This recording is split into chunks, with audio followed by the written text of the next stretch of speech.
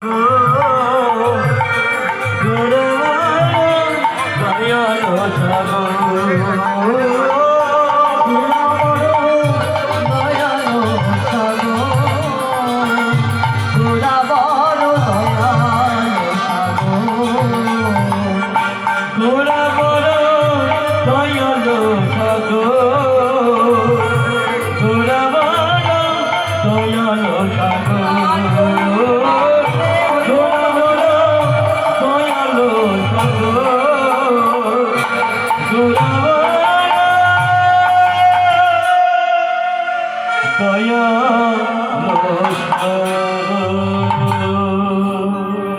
বলছি মা যে গোড়া বড় দয়াল সাগর, এমন দয়াল না আর এসেছিল আর না আসবে।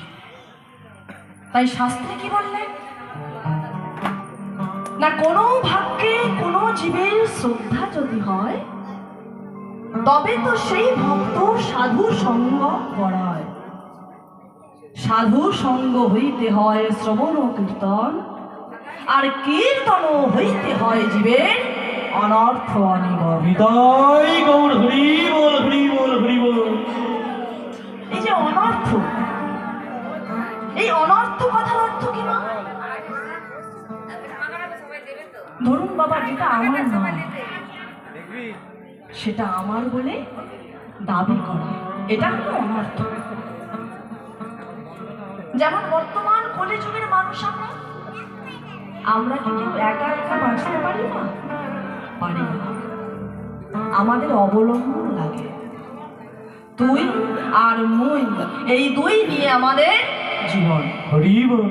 তাই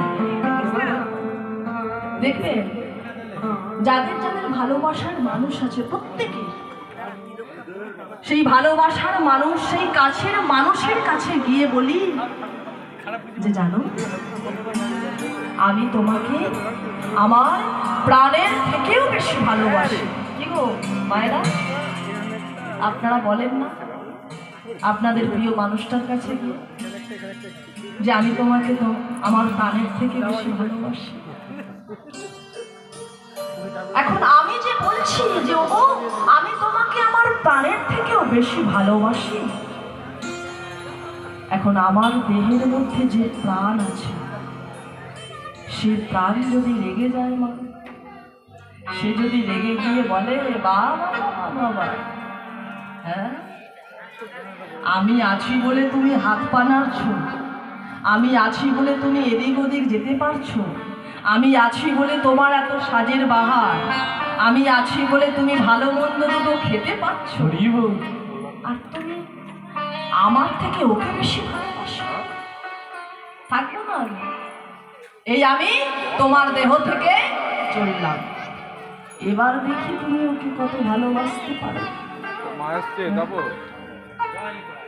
এখন আমার দেহ থেকে যদি আমার প্রাণ রাত করে বেরিয়ে যায়, আমি কিন্তু মৌসুমী মণ্ডল, সেদিন কি আমি মৌসুমী মণ্ডল থাকবো? থাকবো। সেদিন আমার একটাই নাম, সবদেহ বা মৃতদেহ। যাকে আমি বড় আদর করে বড় গর্ব করে বলেছিলাম যে আমার প্রাণের থেকে তোমায় আমি বেশি ভালোবাসি, সেই মানুষটাও কিছুক্ষণের জন্য আমার দেহের সম্মুখ পানে বসে বিলাপ করে সেও বলবে চলো চলো দেহটাকে শ্মশানে নিয়ে চলো। যে মানুষটাকে আমি এত গর্ব করে বলেছিলাম তোমাকে আমি ভালোবাসি, সেই মানুষটা আমাকে যে আদর করে নাম ধরে ডাকতো, সেদিন সে আর সেই নামে আমায় ডাকবে না। তাই এটা হলো অনর্থ, যার কোনো অর্থ। তাহলে আপনকে একমাত্র অনাদি আদি ভগবান শ্রীকৃষ্ণ, জীব নিত্য কৃষ্ণ দাস ইহা ভুলি গেলা, আর তে কারণে মায়া পিশাচি গলায় বাঁধিলা। এই হলো চিনি। আমরা ভুলে গেছি যে আমরা কেন এসেছি, কি জন্য এসেছি, আমি কে, আমি কার। তোমার নবদ্বীপ ধাম বর্তমান দেখে আমরা একটুখানি যাবো মধুময় শ্রীধাম বৃন্দাবন।